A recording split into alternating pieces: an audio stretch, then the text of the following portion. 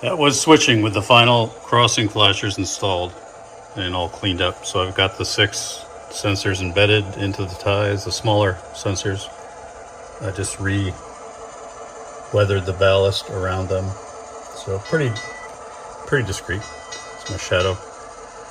I've got 2 on either side of the crossing at each track, so that gives me early enough detection, as you saw in the operations video.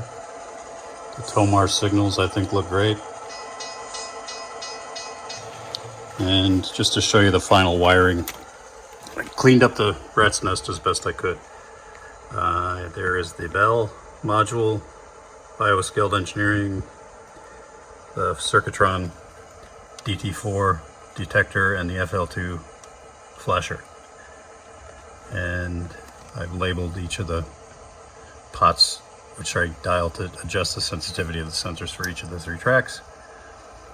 Here you can see for the Tomar lights, each of the 4 LEDs has a resistor, so I just kind of scratch built a little, I wouldn't even call it a circuit board, but just a way to label and separate the resistors for that flasher and this flasher. And there's quite a bit of wire because I've got each of those 4 sensors per track are wired in series. So you've got 12 sensors in total, but it works like a charm.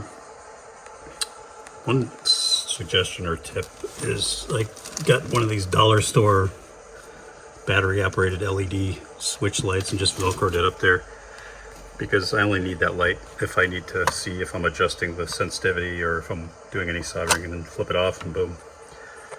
Inexpensive solution. So